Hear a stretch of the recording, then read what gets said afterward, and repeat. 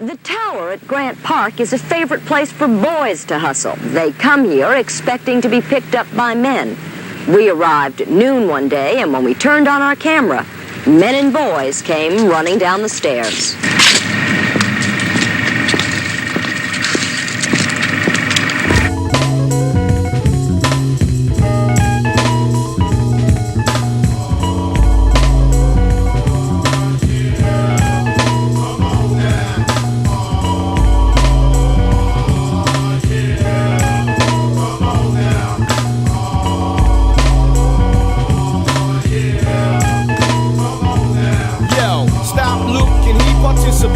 Reorganizing of the lyricists, decide the category I fall into. When I'm on the venue, I tend to serve a delicacy, fella. Peep what's on the menu, the slept on phenomenon. I might be in my palm and arm, many wanna hold me back, cause I'm coming on strong. Subject matters are struck, my imagination is wonder. I was underestimated by sons of bitches who had power to sign me, but fronted wanted stuff I didn't fit into my phonics on the uninvited. Telling me do this, do that, do this, do that, do this. In order to sell this, you gotta pursue this type of program. I ain't no mascot for no master. I missed the slave drive some odd years ago. And yo, oh, it's not about to be between an imaginary tug of war, feeding me park style with bread like a pigeon. So I say, get your ears ready for creative control, cause no one's gonna tell me how to sell out my soul high. Get your ears ready for creative control, cause no one's gonna tell me how to sell out my soul, yeah.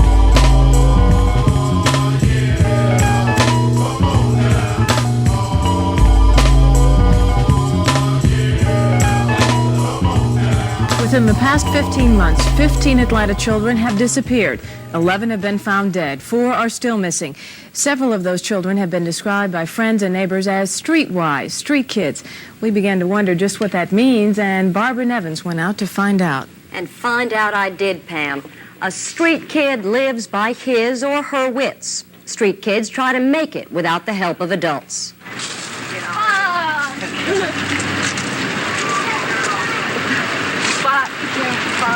It is 11:15 on a Monday morning, a school day.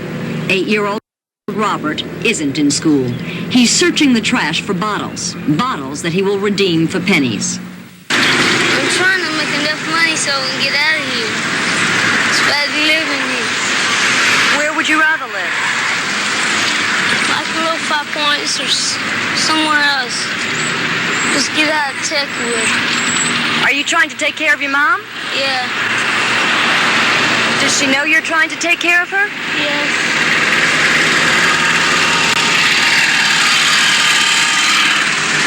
What is she doing? She's trying to sleep while I work, try to hunt up enough money for us to move.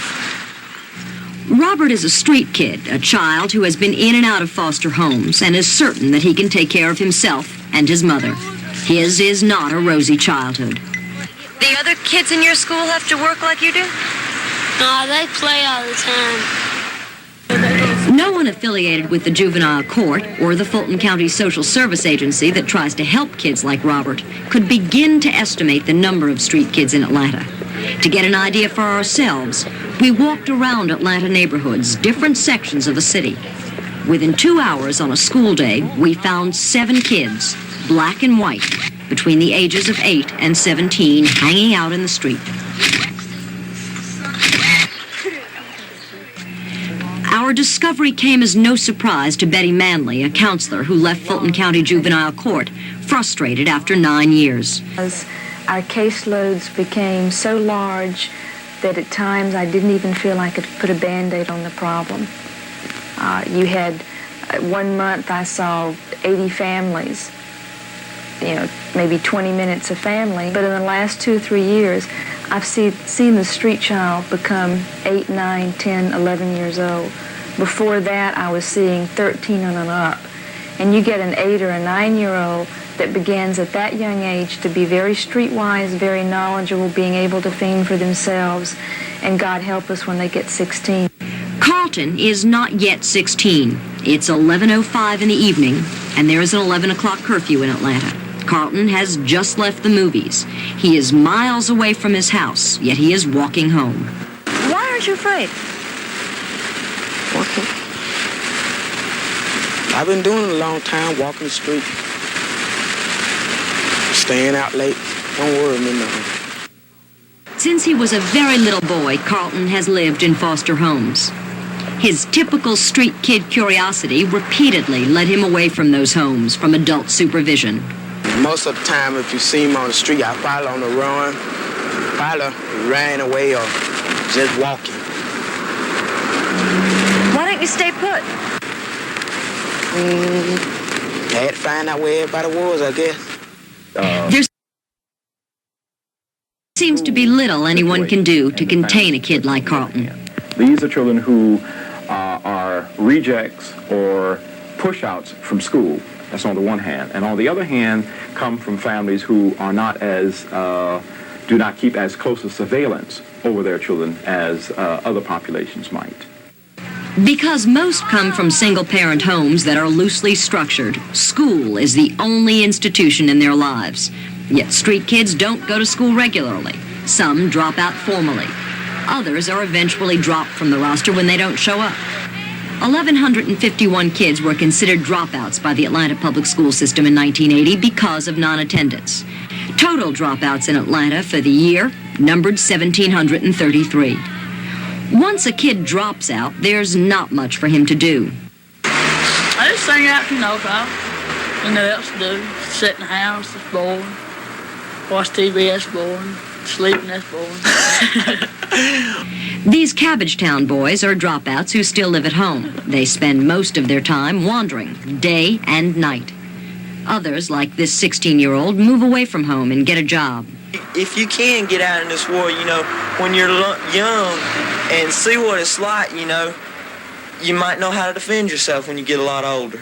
Like, say, 23 or 24 and stuff like that, It's unusual for a street kid to have a legitimate job. Most steal and hustle and are in and out of juvenile court. Some are loners. Others are exploited by adults, sent out to prostitute or to steal. Some band together. A group of wild children live with one adult in a house facing Grant Park. From there, they yell at passing cars and pick up men who pay for marijuana or glue so that they can get high. Well, sometimes, when I'm desperate for some roof or something, I might steal something. You only steal when you're desperate? Yeah. Tell me what it's like when you're desperate. I don't know, just desperate. Wanting something real bad. And you want it so bad you want to take it from somebody else. This 15 and 16-year-old live in another section of Grant Park. They have their hustling routines neatly worked out. Me and him both go up to the car and we tell him, he asks me to go off with him. And I say, how much do you pay? He goes, how much do you want? And sometimes I say 15 or 20. And he'll say, well, get in. I say, well, will you let him hold half the money while I go? And he goes, sometimes they say, well, sure. And some of them say, nah, I'll give you the money when you get back. I say, well, go on then. And the ones that say, sure, he takes the money and you both run away? Mm-hmm. The tower at Grant Park is a favorite place for boys to hustle. They come here expecting to be picked up by men. We arrived at noon one day, and when we turned on our camera, men and boys came running down the stairs.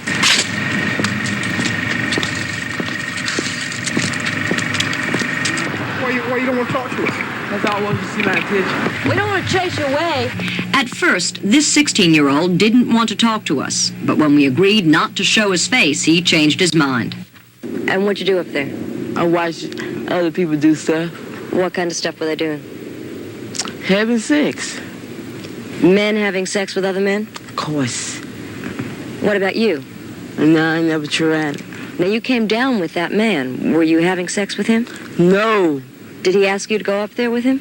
I was already up there. Why did you decide to go up there? I came with some friends. If we can find these kids so easily, why can't the juvenile authorities, the school systems, and the police? The fact is, they can find the children. But when they do, what can they do for them?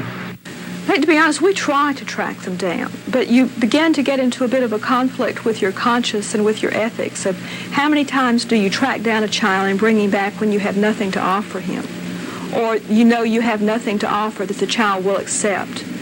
And each time maybe you bring him back, you further disillusion the child, and maybe you do more damage. There doesn't seem to be a consensus about what to do to help street kids. Most of the suggestions are expensive, like putting a social worker into every school to spot kids with problems.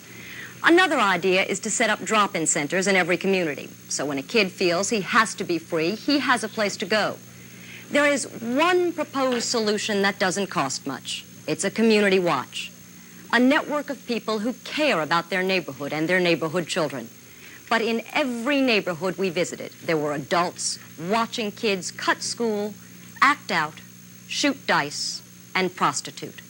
No one who knew what these kids were doing moved to stop them. That is just heartbreaking.